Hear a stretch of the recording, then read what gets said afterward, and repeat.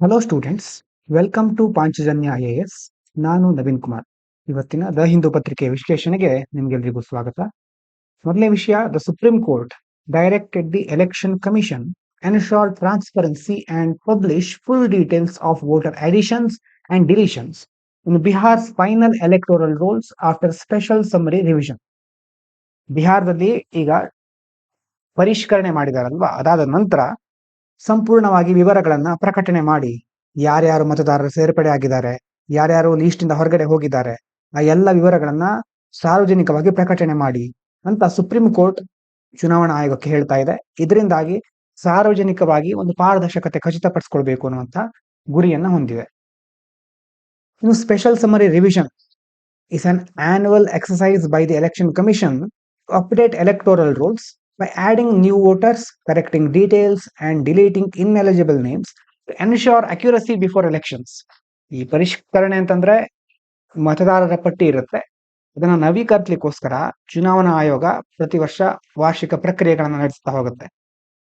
ಇದರಲ್ಲಿ ನಿಖರತೆ ಇರಬೇಕು ಅಂತಂದ್ರೆ ಹೊಸ ಮತದಾರರು ಎಲಿಜಿಬಿಲಿಟಿ ಇರೋರು ಆಡ್ ಆಗ್ಬೇಕು, ವಿವರಗಳು ಸರಿಪಡಿಸಬೇಕು. ಅದರ ಜೊತೆ ಅನರ್ಹರಿರ್ತಾರೆ. ಅನರ್ಹರು ಅಂತಂದ್ರೆ ಯಾರಿಗೆ ಎಲಿಜಿಬಿಲಿಟಿ ಇಲ್ಲ ಅಂತ ಅನರ್ಹರನ್ನ ಹೆಸರುಗಳನ್ನ ಅಳಿಸೋದನ್ನ ಮುಖ್ಯವಾಗಿ ಇದರಲ್ಲಿ ಮಾಡ್ತಾರೆ. ಅರ್ಹರನ್ನ ಸೇರಿಸೋದು, ಅನರ್ಹರನ್ನ ತೆಗೆದುಹಾಕೋದು. ಇನ್ನು ಎಲೆಕ್ಟೋರಲ್ ರೋಲ್ ಟ್ರಾನ್ಸ್ಪರೆನ್ಸಿ ಅಂತಂದ್ರೆ it refers to the democratic principle that the voter list must be publicly verifiable and open to scrutiny to uphold fairness, inclusivity, and the right to vote under Article 326 of the Constitution. ಮತದಾರರ ಪಟ್ಟಿ ಪಾರದರ್ಶಕವಾಗಿರಬೇಕು. ಇದು ಪ್ರಜಾಪ್ರಭುತ್ವದ ತತ್ವ. ನಮ್ಮ ಸಂವಿಧಾನದಲ್ಲಿ article 326 ನ ಅಡಿಯಲ್ಲಿ ನಮಗೆ ಮತದಾನದ ಹಕ್ಕಿದೆ, ವೋಟಿಂಗ್ ರೈಟ್ ಇದೆ, ರೈಟ್ ಟು ವೋಟ್ ಇದೆ. ಇದನ್ನ ಎತ್ತಿಡಲಿಕ್ಕೆ ಮುಖ್ಯವಾಗಿ ಮತದಾರರ ಪಟ್ಟಿಗಳು ಸಾರ್ವಜನಿಕವಾಗಿ ಪರಿಶೀಲನೆಗೆ ಮುಕ್ತವಾಗಿರ್ಬೇಕು ಅಂತಂದ್ರೆ ಯಾರಾದ್ರೂ ಅದನ್ನ ಪರಿಶೀಲಿಸಲಿಕ್ಕೆ ಸಾಧ್ಯ ಇರಬೇಕು ಅಂತ ಅಲ್ಲಿ ಹೇಳ್ತಾ ಇದ್ದಾರೆ. Next, the 2025 Nobel Prize in Physics was awarded to John Clark, Michael Devoret and John Martinez. ಈ ಮೂರು ಜನರಿಗೆ ಈ ವರ್ಷದ ನೊಬೆಲ್ ಪ್ರೈಸ್ ಫಿಸಿಕ್ಸ್ ಅಲ್ಲಿ ಸಿಕ್ಕಿದೆ. ಏನು ಮಾಡಿದ್ದಾರೆ ಅಂತಂದ್ರೆ, it for creating device demonstrating quantum tunneling in electrical circuits using superconductors. Superconductors ಅಂತಂದ್ರೆ ವೆರಿ ಲೋ ಟೆಂಪರೇಚರ್ ಅಲ್ಲಿ ಎಲೆಕ್ಟ್ರಾನು ಫ್ರೀ ಆಗಿ ಫ್ಲೋ ಆಗೋದು, ರೆಸಿಸ್ಟೆನ್ಸ್ ಇರೋದಿಲ್ಲ. ಅಂತ ಸೂಪರ್ ಕಂಡಕ್ಟರ್ಗಳಲ್ಲಿ ಕ್ವಾಂಟಮ್ ಟನಲಿಂಗ್, ಅದರ ಸೂಪರ್ ಕಂಡಕ್ಟರ್ ಗಳನ್ನ ಬಳಸ್ಕೊಂಡು ಈ ವಿದ್ಯುತ್ ಸರ್ಕ್ಯೂಟ್ ಗಳಲ್ಲಿ ಏನ್ ಮಾಡ್ತಾ ಇದ್ದಾರೆ, ಕ್ವಾಂಟಮ್ ಟನಲಿಂಗ್ ಅನ್ನ ಒಂದು ಪ್ರದರ್ಶಿಸುವಂತ ಸಾಧನವನ್ನ ರೂಪಿಸಿದ್ದಾರೆ ಇವರು. ಅವರಿಗೆ ಭೌತಶಾಸ್ತ್ರದ ನೊಬೆಲ್ ಪ್ರಶಸ್ತಿಯನ್ನ ಕೊಟ್ಟಿದ್ದಾರೆ. ಈ ಕ್ವಾಂಟಮ್ ಟನಲಿಂಗ್ ಬಹಳ ಇಂಪಾರ್ಟೆಂಟ್. ಫಿಲಿಮ್ಸ್ ಅಲ್ಲಿ ನೋಡಿ, ಕ್ವಾಂಟಮ್ ಅನ್ನುವಂತ ಶಬ್ದ ಪದೇ ಪದೇ ರಿಪೀಟ್ ಆಗ್ತಾ ಇದೆ. ಕ್ವಾಂಟಮ್ ಬಿಟ್ಸ್ ಇರಬಹುದು, ಮತ್ತೆ ಹಿಂದಿನ ವರ್ಷ ಕ್ವಾಂಟಮ್ ಚಿಪ್ ನ ಬಗ್ಗೆ ಕೇಳಿದ್ರು. ಹಾಗಾಗಿ ಈ ಒಂದು ಕ್ವಾಂಟಮ್ ಟನಲಿಂಗ್ ಅನ್ನೋದು ಬಹಳ important. Quantum phenomena where particles pass through an energy barrier that they cannot cross under classical physics, central to technologies like semiconductors and nuclear fusion. Quantum physics, classical physics ಅಂತ ಎರಡು ತರ ಇರುತ್ತೆ. Classical physics ಅಂತಂದ್ರೆ Newton ಲಾಗಳು ಅಲ್ಲಿ apply ಆಗುತ್ತೆ. ನಾವು ನೋಡ್ತೀವಲ್ವಾ, Newton ಲಾ ಅಂತಂದ್ರೆ ಕ್ರಿಯೆಗೆ ತಕ್ಕದಾದ ಪ್ರತಿಕ್ರಿಯೆ ಇರುತ್ತೆ. ಒಂದು ವಸ್ತುವಿನ ಮೇಲೆ ಹೊರಗಡೆಯಿಂದ ಬೇರೆ ಎಕ್ಸ್ಟರ್ನಲ್ ಫೋರ್ಸ್ ಆಕ್ಟ್ ಆಗೋ ತನಕ ಅದು ಮೊದಲಿನ ಸ್ಥಿತಿಯಲ್ಲೇ ಮುಂದುವರಿತಾ ಇರುತ್ತೆ. ಈ ತರ ಕೆಲವೊಂದು ನಿಯಮಗಳನ್ನ ನೀವು ಮೊದಲು ಕೇಳಿರಬಹುದು. ಅದು ಕ್ಲಾಸಿಕಲ್ ಫಿಸಿಕ್ಸ್. ಆದ್ರೆ ಕ್ವಾಂಟಮ್ ಫಿಸಿಕ್ಸ್ ಅಪ್ಲೈ ಆಗೋದು ಸಬ್ ಅಟಾಮಿಕ್ ಲೆವೆಲ್ ಅಲ್ಲಿ. ಸಬ್ ಅಟಾಮಿಕ್ ಅಂತಂದ್ರೆ ಈಗ ಎಲೆಕ್ಟ್ರಾನು, ಪ್ರೋಟಾನು ತುಂಬಾ ಒಂದು ಸಣ್ಣ ಮಟ್ಟದಲ್ಲಿ, ಆ ಒಂದು ಹಂತದಲ್ಲಿ ಕ್ವಾಂಟಮ್ ಫಿಸಿಕ್ಸ್ ಅಪ್ಲೈ ಆಗ್ತಾ ಹೋಗುತ್ತೆ. ಹಾಗಾಗಿ ಇಲ್ಲಿ ಹೇಳ್ತಾ ಇರೋದೇನು, ಈ ಕ್ವಾಂಟಮ್ ಫೆನಾಮಿನಾ, ಇದೊಂದು ಕ್ವಾಂಟಮ್ ಟನಲಿಂಗ್ ಅನ್ನೋದು ಒಂದು ಕ್ವಾಂಟಮ್ ಫೆನಾಮಿನಾ. ಅಲ್ಲಿ ಪಾರ್ಟಿಕಲ್ ಗಳೇನಾಗುತ್ತೆ, ಎನರ್ಜಿ ಬ್ಯಾರಿಯರ್ ಇದ್ರೂ ಸಹ ಅದನ್ನ ಪಾಸ್ ಆಗಿ ಹೋಗುತ್ತೆ. ಅದನ್ನ ನಾವು ಕ್ಲಾಸಿಕಲ್ ಫಿಸಿಕ್ಸ್ ಪ್ರಕಾರ ನೋಡಿದ್ರೆ ಅದು ಆಗ್ಲಿಕ್ಕೆ ಸಾಧ್ಯನೇ ಇಲ್ಲ. Particles pass through an energy barrier that they cannot cross under classical physics. Classical physics ಪ್ರಕಾರ ಆ ತರ ಆಗ್ಲಿಕ್ಕೆ ಸಾಧ್ಯ ಇಲ್ಲ. ಆದ್ರೆ ಕ್ವಾಂಟಮ್ ಫಿಸಿಕ್ಸ್ ನ ಅಡಿಯಲ್ಲಿ ಪಾರ್ಟಿಕಲ್ಗಳು ಈ ಒಂದು ಗುಣವನ್ನ ಪ್ರದರ್ಶಿಸ್ತಾ ಇವೆ. ಇದರಿಂದಾಗಿ ನಮ್ಗೆ ಈಗ ಸೂಪರ್ ಕಂಡಕ್ಟರ್ಗಳು ಮತ್ತೆ ಸೆಮಿ ಕಂಡಕ್ಟರ್ಗಳು, ಇಂತಹ ಕೆಲವೊಂದು ರೀತಿಯ ತಂತ್ರಜ್ಞಾನಗಳಲ್ಲಿ, ನ್ಯೂಕ್ಲಿಯರ್ ಫ್ಯೂಷನ್ ನಲ್ಲಿ ಇಂತಹ ಒಂದು ವಿಷಯಗಳು ಬಹಳ ಪ್ರಮುಖವಾಗಿ ನಮಗೆ ಹೆಲ್ಪ್ ಮಾಡುತ್ತೆ. ಇನ್ನು ಜೋಸೆಫ್ಸನ್ ಜಂಕ್ಷನ್, ಇದು ಸಹ ಇಂಪಾರ್ಟೆಂಟ್. ಪ್ರಿಮ್ಸ್ ಅಲ್ಲಿ ಇದ್ರ ಬಗ್ಗೆ ಕೇಳಬಹುದು. Super thin barrier between two super conductors that allow current to flow without resistance due to tunneling of Cooper pairs, forming the basis of superconducting circuits and quantum computers.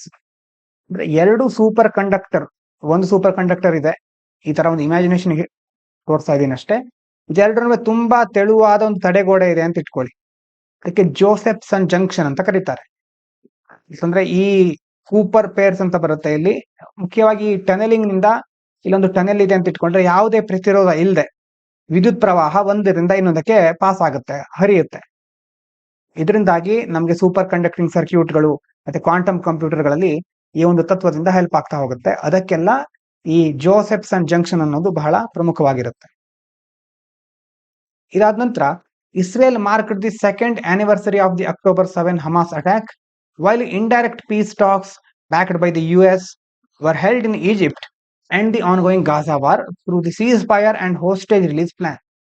October 7ನೇ ತಾರೀಕಿಗೆ Israel Hamas ದಾಳಿಯಾದಂತಹ 2ನೇ ವಾರ್ಷಿಕೋತ್ಸವವನ್ನು ಆಚರಿಸಿದೆ.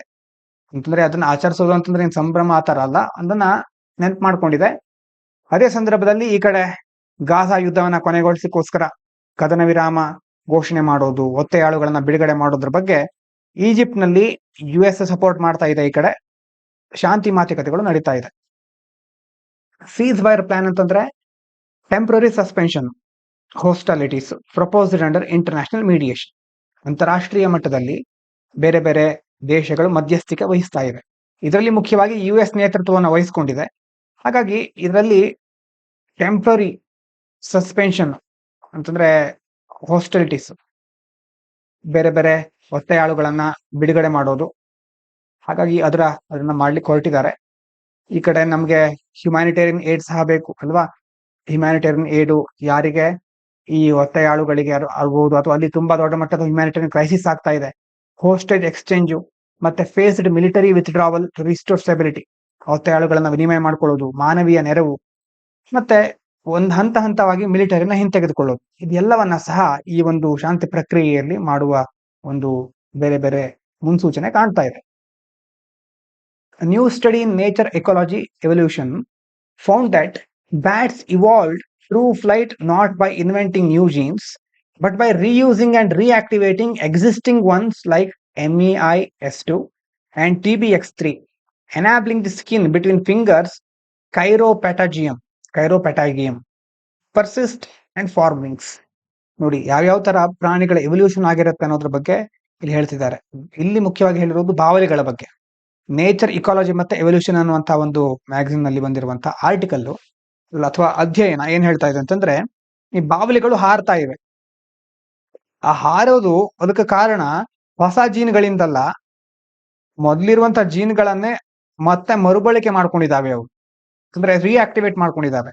ಯಾವ gene ಅಂತಂದ್ರೆ MEIS2 TBX3 ಅಂತ ಕೆಲವು ಜೀನ್ಗಳನ್ನ ಮೊದಲೇ ಇತ್ತು. ಆ ಜೀನ್ಗಳು ಅದನ್ನ ಬೇರೆ ಬೇರೆ ರೀತಿಯಲ್ಲಿ ರಿಆಕ್ಟಿವೇಟ್ ಮಾಡ್ಕೊಂಡು ರಿಯೂಸ್ ಮಾಡ್ಕೊಂಡಿರೋದ್ರಿಂದ ಅವುಗಳಲ್ಲಿ ಹಾರಾಟ ವಿಕಸನ ಆಗಿದೆ. ಈಗ ಬಾವಲಿಗಳನ್ನ ನೋಡ್ಬೋದು, ಈ ತರ ಬೆರಳುಗಳು ಇದ್ರ ಸಹ ಅದ್ರ ನಡುವೆ ಚರ್ಮ ತರ ಇರುತ್ತೆ. ಈ ತರ ನೀವು ನೋಡಿರ್ಬಹುದು.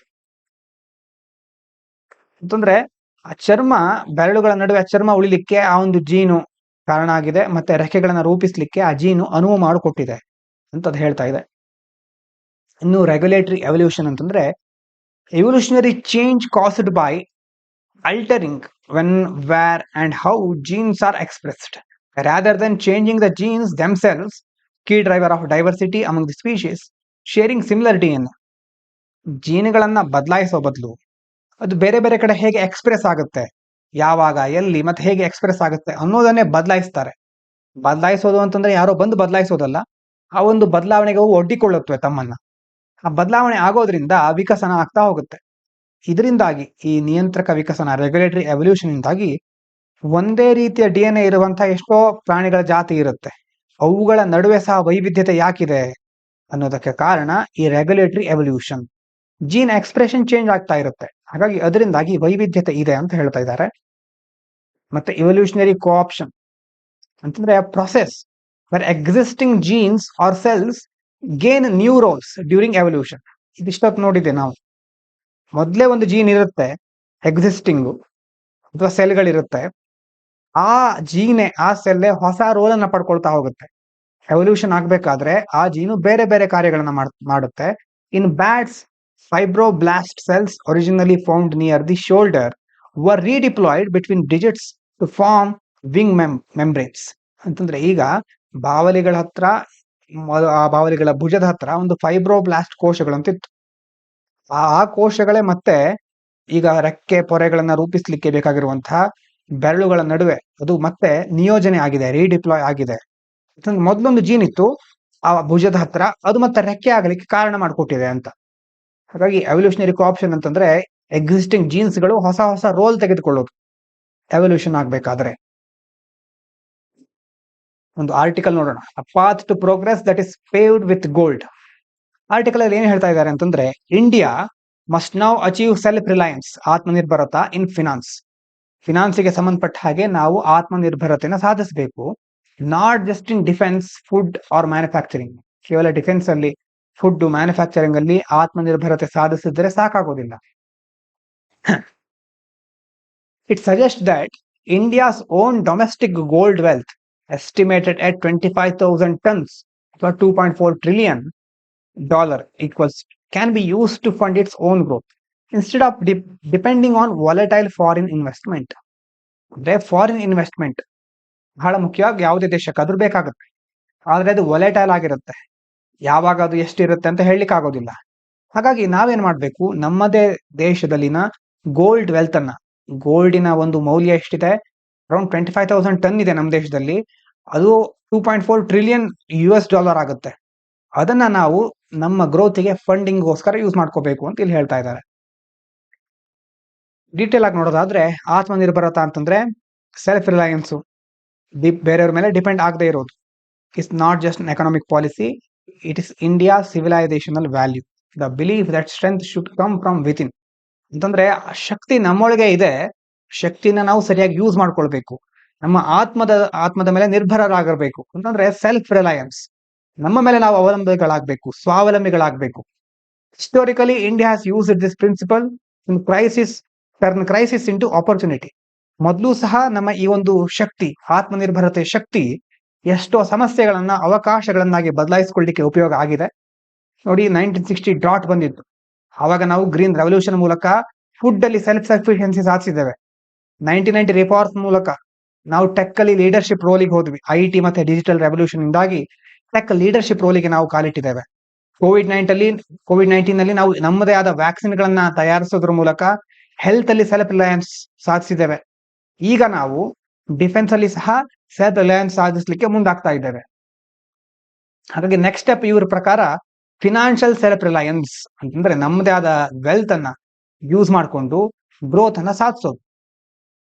Y India needs financial self reliance? ಯಾಕೆ ಬೇಕು ಅಂತಂದ್ರೆ, since 2000 India has received over $1 trillion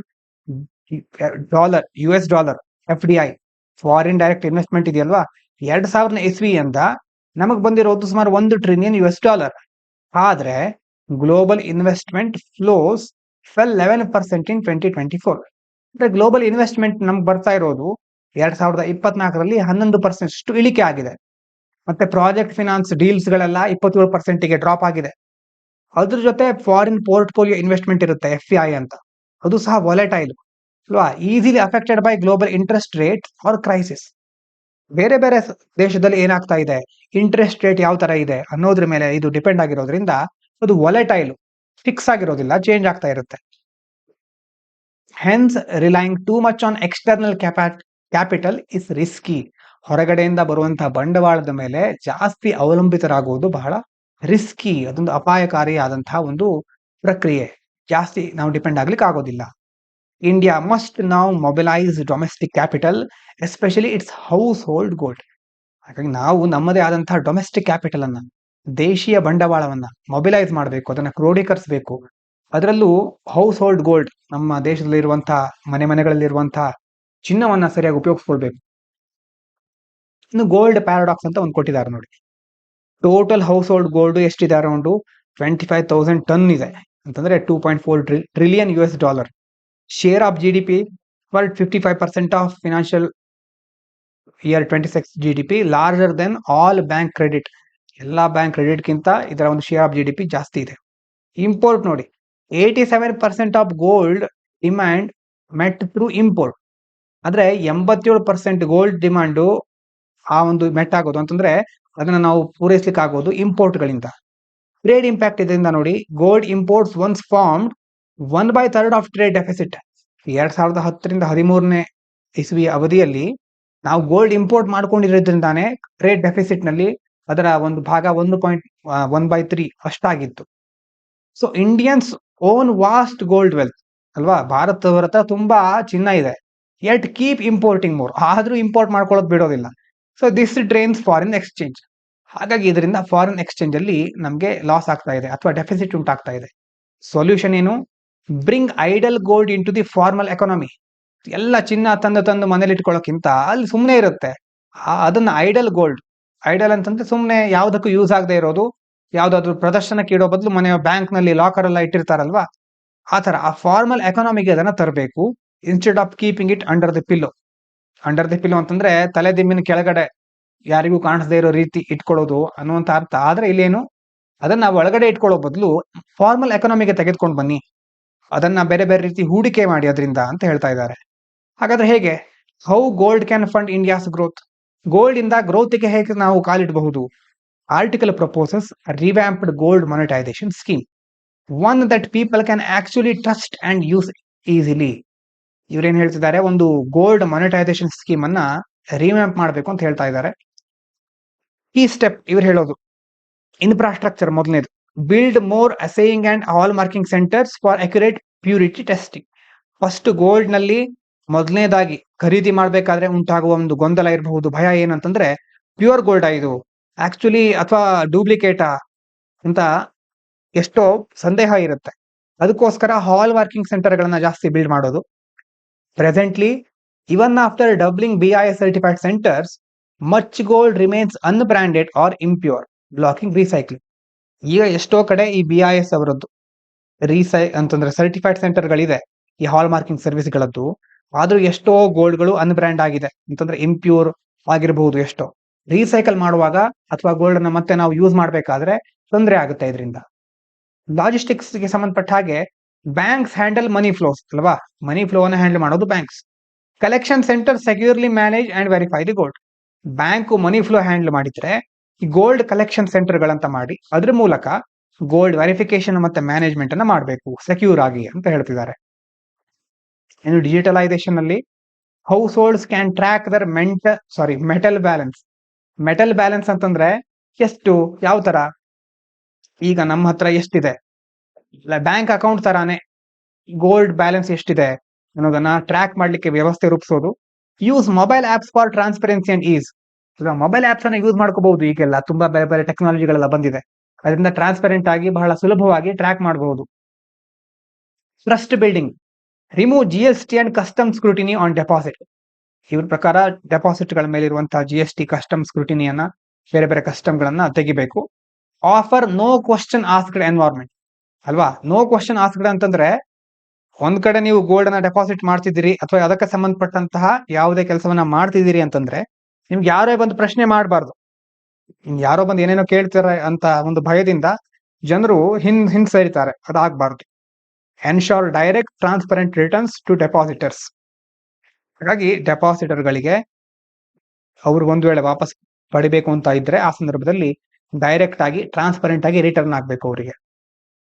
economic logic behind ಅಂತ ಅದರ ಹಿಂದಿರೋದು ಏನಂತಂದ್ರೆ, cost of borrowing through gold monetisation ಅದು 4.5% to 6.5% ಇದೆ, which is lower than borrowing from international market ಅಲ್ವಾ. ಗೋಲ್ಡ್ ಮೊನೆಟೈಸೇಷನ್ ಈಗ ಮೇಲ್ಗಡೆ ಬೇರೆ ಬೇರೆ ರೀತಿಯ ಮೊನೆಟೈಸೇಷನ್ ಇಂದ ಬಾರೋ ಮಾಡ್ಕೊಳ್ಳೋದ ಬೇಕಾದ್ರೆ ಆಗುವಂತ ಕಾಸ್ಟ್ ನಾವು ಇಂಟರ್ನ್ಯಾಷನಲ್ ಮಾರ್ಕೆಟ್ ಗಳಿಂದ ಬಾರೋ ಮಾಡ್ಕೊಳ್ಳುವಾಗ ಆಗುವಂತ ಕಾಸ್ಟ್ ಇರುತ್ತಲ್ವ ಅದಕ್ಕಿಂತ ಕಡಿಮೆ ಇರುತ್ತೆ.